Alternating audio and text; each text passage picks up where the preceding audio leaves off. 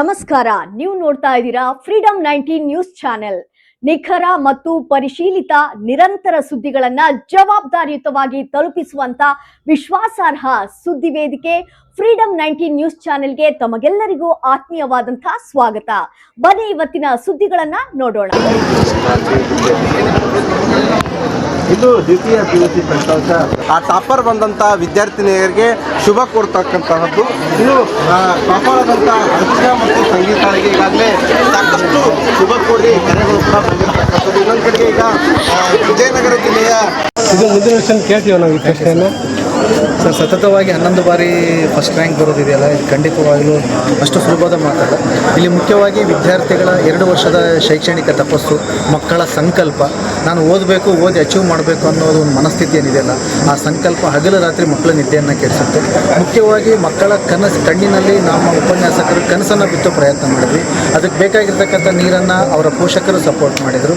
ಜೊತೆಗೆ ನಮ್ಮ ಹಳೆ ವಿದ್ಯಾರ್ಥಿಗಳ ಮಾರ್ಗದರ್ಶನ, ನಮ್ಮ ಶಿಕ್ಷಣ ಇಲಾಖೆಯ ಮಾರ್ಗದರ್ಶನ, ಎಲ್ಲರ ಒಂದು ಸಾಂಘಿಕ ಪ್ರಯತ್ನದಿಂದ ಈ ವರ್ಷ ನಮಗೆ ಡಬಲ್ ಧಮಾಕ ಬಂದಿದೆ. 2 ವಿದ್ಯಾರ್ಥಿನಿಯರು ಸ್ಟೇಟ್ ಫಸ್ಟ್ ರ್ಯಾಂಕ್ ಬಂದಿದೆ. ತುಂಬ ಹೆಮ್ಮೆ ಅನಿಸ್ತಿದೆ, ತುಂಬ ಖುಷಿ ಅನಿಸ್ತಿದೆ. ಟೋಟಲ್ ಎಷ್ಟು ರ್ಯಾಂಕ್ ಆಗಿದೆ ಸರ್? ಈಗ ಫಸ್ಟ್ ನಮಗೆ ಪ್ರೆಸೆಂಟ್ ಫಸ್ಟ್ ರ್ಯಾಂಕ್ 2 ಬಂದಿದ್ದಾರೆ. ಟಾಪ್ 10ನಲ್ಲಿ ಸೈನ್ಸ್ ಇದೆ, ಕಾಮರ್ಸ್ ಇದೆ, ಇಂಗ್ಲೀಷ್ ಮೀಡಿಯಂ ಆರ್ಟ್ಸ್ ಇದೆ. ಅಧಿಕೃತವಾಗಿ ನಾನು 30 ಮಿನಿಟ್ಸಲ್ಲಿ ಗೊತ್ತಾಗುತ್ತೆ ಸರ್. ಕಾಯ್ತಾ ಇದ್ದೀನಿ ಸರ್. ಅದು ನಿಮಗೆ ನೆನಪೈತಲ್ಲ ಗೊತ್ತಲ್ಲ? ನಾನು ನೆನಪಿದೆ ಖಂಡಿತ. ಏನು ಹೇಳಿದ್ರಿ ಅಂದರೆ ಏನು ಹೇಳಿದ್ರು ಸರ್? ಸರ್, ನಮ್ಮ ಸಂಸ್ಥೆಯ ಸ್ಲೋಗನ್ ಬರವಣಿಗೆ ಜೊತೆ ಬದುಕನ್ನು ಕಲಿಸುವ ವಿದ್ಯಾಸಂಸ್ಥೆ. ಹಾಗಾಗಿ ಮಕ್ಕಳಿಗೆ ಬರವಣಿಗೆ ಮೂಲಕ ಬದುಕನ್ನು ಸೃಷ್ಟಿ ಮಾಡಬೇಕು ಅನ್ನುವ ಕಾರಣಕ್ಕೆ ಅವರಿಗೆ 12 ಪ್ರಿಪರೇಟರಿ ಮೂಲಕವಾಗಿಯೇ ಬದುಕನ್ನು ಕಟ್ಟಿಕೊಡ್ಬೇಕು. ಅವ್ರು ಫಸ್ಟ್ ರ್ಯಾಂಕನ್ನು ಬರಬೇಕು. ಪ್ರತಿ ವರ್ಷವೂ ನೀವೆಲ್ಲ ಕ್ವಶನ್ ಕೇಳಿದ್ದೀನಿ, ಮುಂದಿನ ವರ್ಷ ನೀವು ರ್ಯಾಂಕ್ ಬರ್ತೀರಾ ಅಂತ. ಖಂಡಿತವಾಗಿ ರ್ಯಾಂಕ್ ಬರ್ತೀವಿ ಅಂತ ನಾನು ಹೇಳಿದ್ದೆ. ನಮ್ಮದೇ ಬರುತ್ತೆ. ಹೌದು ಸರ್ ಅಂತ. ಹಾಗಾಗಿ ಡೆಫಿನೆಟ್ಲಿ ಈ ವರ್ಷ ಏನು ಡಬಲ್ ಧಮಾಕ್ ಆಗಿದೆ. ನೆಕ್ಸ್ಟ್ ಇಯರ್ ಮತ್ತೇನು 4 ರ್ಯಾಂಕ್ ಬರ್ಲಿಕ್ಕೆ ಟ್ರೈ ಮಾಡ್ತೀವಿ ಸರ್. 4 ರ್ಯಾಂಕ್ ಬರಲಿಕ್ಕೆ 4 ಫಸ್ಟ್ ರ್ಯಾಂಕೇ ಬರಬೇಕು ಸರ್. ಎಲ್ಲ ಡಿಪಾರ್ಟ್ಮೆಂಟಿಂದ ಬರಲಿ ಅನ್ನೋದು ನಮ್ಮ ಆಶಯ ಸರ್. ಅದಕ್ಕೆ ಮ್ಯಾಕ್ಸಿಮಮ್ ಟ್ರೈ ಮಾಡ್ತೀವಿ ಸರ್. ನಿಮ್ಮ ಕೃಪಾಶೀರ್ವಾದ ಯಾವಾಗಲೂ ಹಿಂಗೆ ಇರಲಿ. ನಮ್ದು ಯಾವಾಗಲೂ ಇರುತ್ತೆ ಸರ್. ಒಳ್ಳೆಯದು. Okay sir.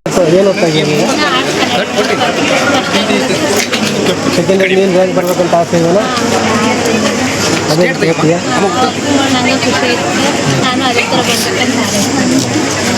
ಮೇಡಮ್ ನೀವೇ ಹೇಳ್ತೀರಾ?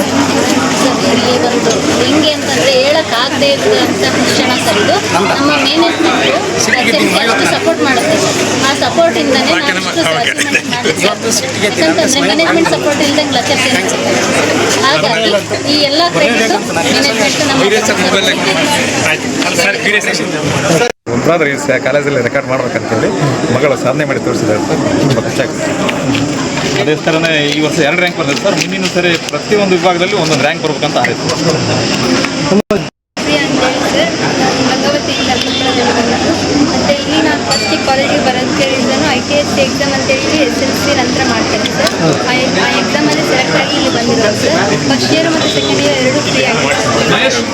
ಹಾಗಾಗಿ ನಾನು ಇಲ್ಲಿಗೆ ಬರೋ ಸ್ವಲ್ಪ ನನಗೆ ಅನುಕೂಲ ಆಯಿತು ಸರ್. ಹಾಸ್ಟೆಲಲ್ಲೇ ಇರೋದು ಸರ್. ನಮಗೆ ಇಲ್ಲಿ ಫಸ್ಟ್ ಬೆಳಿಗ್ಗೆ 6 ಗಂಟೆಗೆ ಎದುರಿಸ್ತೀವಿ ಸರ್. 6 ಗಂಟೆಗೆಲ್ಲ ಸ್ಟಡಿ ಅವರ್ ಸ್ಟಾರ್ಟ್. 6 ಗಂಟೆಯಿಂದ 8 ಗಂಟೆವರೆಗೂ ಸ್ಟಡಿ ಅವರ್ ಮಾಡಿ ಮತ್ತು half an hour tiffin break ಇರ್ತದೆ ಸರ್. ಮತ್ತು 8 ಗಂಟೆ 8:30 ಕ್ಲಾಸಸ್ ಸ್ಟಾರ್ಟ್ ಆಗ್ತದೆ ಸರ್.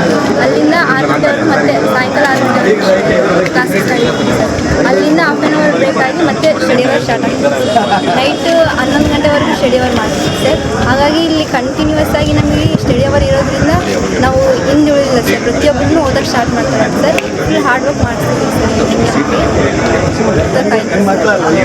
ಈಡೇರಿಸ್ಬೇಕಂತ ಒಂದು ಛಲ ಇಟ್ಕೊಂಡು ಹೋಗಿದ್ದೆ ಸರ್. ಅವ್ರ ತಂದೆ ಆಗಿ ನೀವೇನು ಹೇಳೋಕ್ಕೆ ಇಷ್ಟಪಡ್ತೀರಾ? ಏನಿಲ್ಲ ಸರ್, ತುಂಬ ಸಾಧನೆ ಮಾಡಿದ್ದೀನಿ ಸರ್. ನಮ್ಮ ಶಾಲಾ ಶಿಕ್ಷಕಿಯರಿಗೆ ಆಡಳಿತ ವರ್ಗದವರಿಗೆ ನಾನು ತುಂಬ ಚಿರಋಣಿ ಸರ್. ನಾನು ಇನ್ನೊಬ್ಬ ಮಗ ಮತ್ತೆ ಎಂಟ್ರಿ ಕೊಡ್ತಾ ಒಂದು SLC ಎಕ್ಸಾಮ್ ಬರ್ದಾನ. ನೆಕ್ಸ್ಟ್ PUC ಇಲ್ಲಿ ಪ್ರಥಮವಾಗಿ ಫಸ್ಟ್ ರ್ಯಾಂಕ್ ಬಂದಿದ್ದು ಎಷ್ಟು ಗಂಟೆಗೆ? ಆ ಗಂಟೆಗೆ ಬಂದಾಗ ನಿಮ್ಮ ಒಂದು ಮನಸ್ಸು ಯಾವ ರೀತಿ? ನಾನು ಮಲ್ಲಿಗಿದ್ದೆ ಸರ್. ಸರ್ ಫೋನ್ ಮಾಡಿ ಅಪ್ಪಗೆ ಹೇಳಿದ್ರು. ಅಪ್ಪ ಬಂದು 598 ಬಂದದ್ರಿ ಅಂತಂದ್ರೆ ಫುಲ್ ಖುಷಿ ಆಯ್ತು ಸರ್. ಹೌದಾ?